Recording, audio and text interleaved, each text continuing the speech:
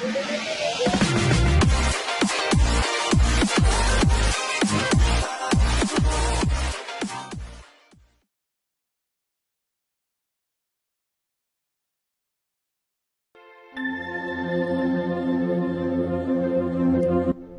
نے اس سے آگے کچھ نہ کہا۔ وہ اس کمرے کی طرف بھاگا جہاں بیٹھ کر وہ کھانا کھانے لگا تھا۔ وہاں پڑی ہوئی اس نے اپنی زرہ اور جنگی ہتھیار اٹھائے اور استبل کی طرف بھاگ کھڑا ہوا۔ نقیب اور سعد بھی اس کے پیچھے پیچھے اپنے ہتھیار اٹھا کر استبل کی طرف چلے گئے۔ مونس بھاگ کر اپنے گھر کے اندر چلا گیا۔ راشد اور امیمہ پریشان ہو گئی تھی۔ ماریہ عامر کو آوازیں دیتی رہی لیکن عامر نے کسی کی نہ سنی۔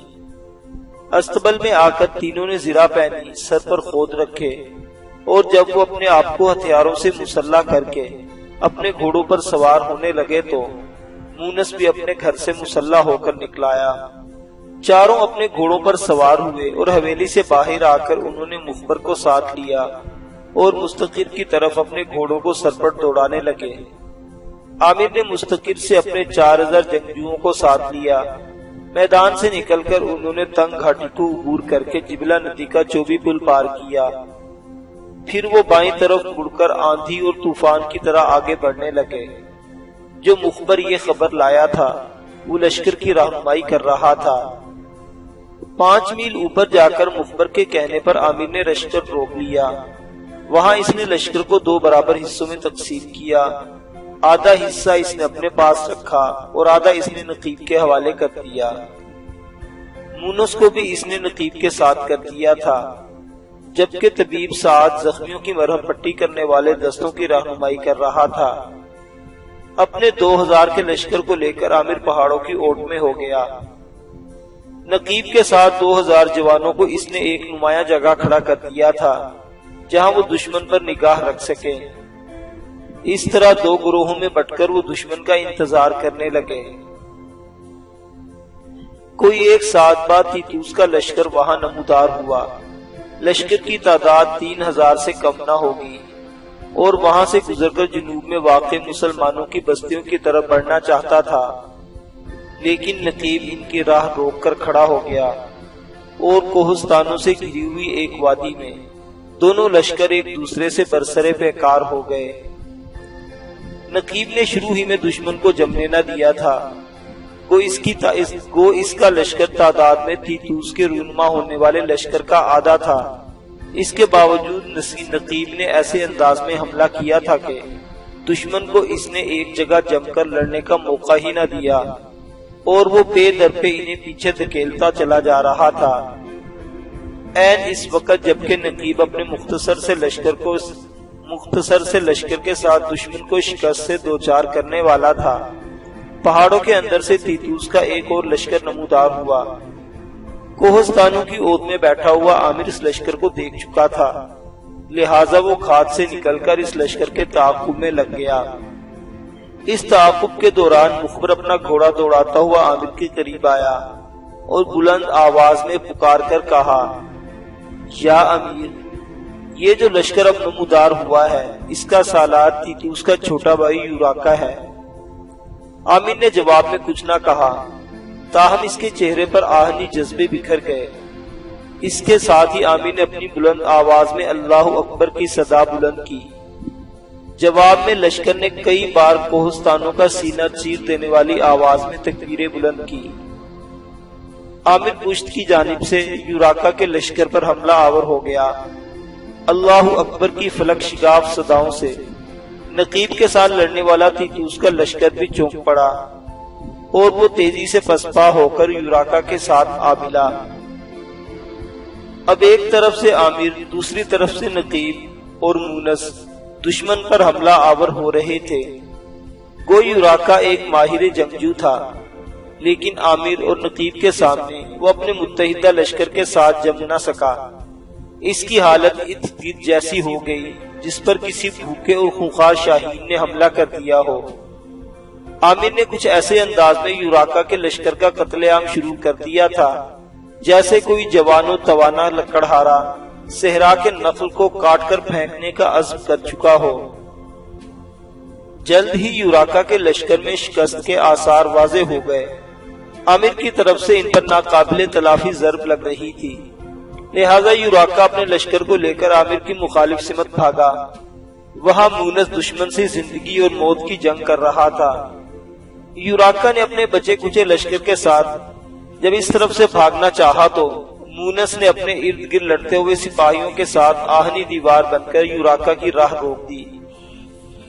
یوراکا کی حالت اس بھیڑیے جیسی ہو گئی تھی جسے ہر طرف سے نیزہ بردار اور چوپالوں نے گھیرے میں لے لیا ہو۔ اسے اپنی زندگی تک خطرے میں پڑتی دکھائی دے رہی تھی، کیونکہ پشت کی طرف عامر لڑتا ہوا اجل کا پیغام بن کر اس کے سر پر چڑھتا چلا آ رہا تھا۔ یوراکا نے فرار کی راہ بنانے کے لیے اپنے لشکر کی پوری قوت کے ساتھ اس طرف حملہ کر دیا جہاں مونس لڑ رہا تھا۔ یوراکا نے مونس پر حملہ کر کے اسے ختم کر دیا اور اپنے چوتھائی حصے سے بھی کم بچنے والے لشکر کو لے کر وہ فرار ہونے میں کامیاب ہو گیا۔ سعد اپنے دستوں کے ساتھ آگے بڑھ کر مونس اور اس کے ساتھیوں کی طبی مدد کرنا چاہی، لیکن وہ سب موت کے کروبی سے برگل گیر ہو چکے تھے۔ عامر اپنا گھوڑا بھگاتا ہوا مونس کی لاش کے قریب آیا۔ گھوڑے سے اتر کر چند لمحوں تک وہ لہو لہان مونس کو دیکھتا رہا، پھر جھک کر اس نے مونس کی پیشانی چومتے ہوئے کہا، اے ابن نصر، خدا کی قسم تو نے اپنا حق ادا کر دیا، اب میں یوراکا سے تیرے قصاص کا حق ادا کروں گا۔ سہ پہر کے قریب جبکہ امیمہ صحن کے ایک کونے میں پتھروں سے بنے ہوئے پانی کے پختہ حوض پر بیٹھی کپڑے دھو رہی تھی، راشیل اس کمرے میں داخل ہوئی جس میں ماریا بیٹھی ہوئی تھی۔ عامر، نقیب اور سعد کے جنگ پر پھونکا جانے سے وہ اداس اور افسردہ بیٹھی تھی۔ راشیل اس کے قریب گئی اور مدھم سرگوشی کے انداز میں پوچھا، اے مادری مہربان، میں نے سنا ہے تم پہلے عیسائی تھی، بعد کو مسلمان ہو گئی، اگر یہ سچ ہے تو کیا تم بتا سکو گی کن حالات نے تمہیں عیسائیت چھوڑنے پر مجبور کیا؟ ماریا چند لمحوں تک راشیل کو گھورنے کے انداز میں دیکھتی رہی، پھر اس نے کہا، میں تو نصرانیت کی سچائیوں کی وجہ سے ہلکا بگوش اسلام ہوئی ہوں۔ راشیل نے اس کے سامنے بیٹھتے ہوئے پوچھا، یہ کیا بات ہوئی؟ تم نصرانیت کی سچائیوں سے کیسے اور کیوں کر اپنا مذہب تبدیل کرنے پر مجبور ہوئی؟ ماریا نے اس کی طرف دیکھتے ہوئے کہا، میں نے ٹھیک کہا ہے، یہ سچائیاں اور پیشن گوئیاں وہ ہیں جن کا تعلق نبی آخر الزمان حضرت محمد صلی اللہ علیہ وسلم کی آمد سے ہے، اور جو عہد نامہ عتیق اور عہد نامہ جدید دونوں میں پائی جاتی ہیں۔ راشیل نے دلچسپی کا اظہار کرتے ہوئے پوچھا، تم تو پیدائشی نصرانی تھی، پھر اس قدر عمر گزارنے کے بعد سچائیاں کیسے تم پر اثر انداز ہوئی، اور وہ بھی الٹی، تم نے اپنا آبائی مذہب ہی ترک کر دیا؟ ماریا نے کسی قدر خفگی میں کہا، ان سچائیوں کا مجھ پر منفی نہیں مثبت اثر ہوا ہے، اور میں نے پکارنے والے کی پکار کا صحیح جواب دیا۔ میں پہلے ان سے آگاہ نہ تھی۔ ایک مسلم مبلغ ہماری بستیوں میں گھوم پھر کر واز کرتا تھا، وہ توریت اور انجیل کا بہت بڑا عالم تھا، کوئی راہب مذہبی معاملات میں اس کا سامنا کرنے کی جرات نہ کرتا تھا۔ اس کی باتوں سے متاثر ہو کر میں ہی نہیں، کئی راہب بھی اسلام قبول کر گئے۔ اس کے واز میں سچائی اور میٹھی تڑپ تھی، اس کی باتوں میں خلوص اور پاکیزگی، اور اس کی پکار میں کشش اور زندگی کی حرارت تھی، اور میں توریت کی انجیل کی پیشن گوئیوں پر ایمان لے آئی۔ راشیل نے ماریا کے اور قریب ہو کر اس کے کندھے پر ہاتھ رکھتے ہوئے کہا، اس مسلم مبلغ نے تم سے جو پیشن گوئیاں کی تھی وہ بھی مجھے بتاؤ، میں دیکھوں تو وہ کیسی وزنی اور حقیقی ہیں۔ ماریا نے ذرا سوچتے ہوئے کہا، اس نے پیشن گوئیاں تو بہت سی بتائی تھی، لیکن مجھے ان میں سے چند ہی یاد نہیں ہیں، بہرحال تم سنو۔ توریت کے استثناء باب 33 کی آیت 2 میں لکھا ہے کہ خداوند سینا سے آیا اور شعیر سے ان پر ظاہر ہوا، وہ کوہ فاران سے جلوہ گر ہوا، 10,000 قدوسیوں کے ساتھ آیا۔ اس کے داہنے ہاتھ میں ان کی شریعت تھی۔ ماریا رکی اور پھر غور سے راشیل کی طرف دیکھتے ہوئے کہا، اس پیشن گوئی کی تفصیل سنو بیٹی۔ سینا سے موسیٰ علیہ السلام آئے، وادی شعیر جس کے اندر بیت اللحم اور ناصرہ ہیں، وہاں سے عیسیٰ علیہ السلام آئے۔ کوہ فاران مکہ کا ایک پہاڑ ہے، اور یہاں سے نبی و آخری زمان حضرت محمد صلی اللہ علیہ وسلم کا ظہور ہوا۔ 10,000 قدوسی صحابہ کرام ہیں جن کے ساتھ اب مکہ سے نکل کر مدینہ میں داخل ہوئے۔ ماریا کے اس انکشاف پر راشیل کہاں کھو گئی؟ ماریا نے پھر کہا، اب انجیل کے باب یوحنا باب 16 کی آیات 7 سے 13 کو سنو۔ میں تم سے سچ کہتا ہوں، میرا جانا ہی تمہارے لیے بہتر ہے۔ اگر میں نہ جاؤں تو وہ فارقلید یعنی کہ احمد صلی اللہ علیہ وسلم تمہارے پاس نہ آئے گا، اور اگر میں چاہوں تو اسے تمہارے پاس بھیج دوں گا۔ وہ آ کر دنیا کو گناہ، راست بازی اور عدالت کے بارے میں قصوروار ٹھہرائے گا۔ گناہ سے اس لیے کہ وہ مجھ پر ایمان نہ لائے، راست بازی کے بارے میں اس لیے کہ خدا کے پاس جاتا ہوں اور تم مجھے پھر نہ دیکھ سکو گے، عدالت سے اس لیے کہ دنیا کا سردار آزمایا جائے گا۔ مجھے تم سے اور بہت سی باتیں کہنی ہیں، مگر تم انہیں ابھی برداشت نہیں کر سکتے، لیکن جب وہ روح حق آئے گا تو تم کو سچائی کی راہ دکھائے گا، اس لیے کہ وہ اپنی طرف سے نہ آئے گا، مگر جو وہ کہے گا اور وہ سنے گا وہ تمہیں آئندہ کی خبریں دے گا۔ راشیل نے متاثر کن لہجے میں کہا، کچھ اور بھی بتاؤ ماں، تمہاری اس گفتگو میں میرے لیے ایک انکشاف۔ راشیل کہتے کہتے رک گئی، کیونکہ کمرے میں امیس داخل ہوا تھا۔ راشیل جب خاموش ہو گئی تو امیس نے ماریا کی طرف دیکھتے ہوئے پوچھا، اے بہن، راشیل کیا پوچھ رہی تھی؟ ماریا نے ایک بار مسکرا کر راشیل کی طرف دیکھا، پھر اس نے کہا، اس نے مجھ سے پوچھا تھا کہ میں مسلمان کیسے ہو گئی، اور میں اس کے جواب میں اسے وہ پیشن گوئیاں سنا رہی تھی جو انجیل اور توریت میں ہیں، جن سے متاثر ہو کر میں نے اسلام قبول کیا تھا۔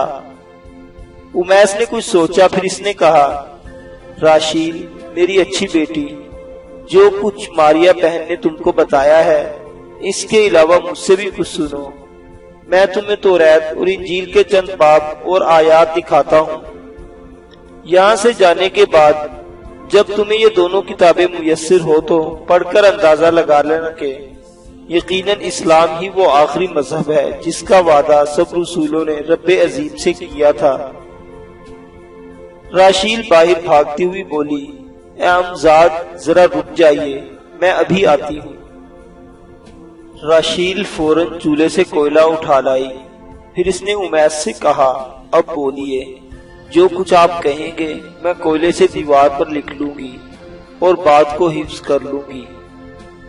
امیس نے بولنا شروع کیا، متی باب 21 آیت 33، استثنا باب 8 آیت 17 تا 22۔ اس کے علاوہ یہ ثابت کرنے کے لیے کہ دنیا میں صرف قرآن ہی ایک ایسی کتاب ہے جس کی حفاظت کا ذمہ اللہ نے لیا ہے، اور اس کتاب میں آج تک کوئی تحریف نہیں ہوئی۔ تمہیں توریت اور انجیل کے خلاف انجیل کی کچھ خلاف اخلاق آیات کی نشاندہی بھی کراتا ہوں۔ جب یہ دونوں کتب تمہیں ملے تو خود جائزہ لے لینا۔ لکھو، پیدائش باب 9 آیت 20 اور 21، حضرت نوح علیہ السلام پر الزام۔ پیدائش باب 19 آیت 31 تا 39، حضرت لوط علیہ السلام پر الزام۔ سیموئیل دوم باب 11 آیت 2 تا 5، حضرت داؤد علیہ السلام پر گناہ تراشی۔ سلاطین اول باب 11 آیت نمبر 1 تا 6۔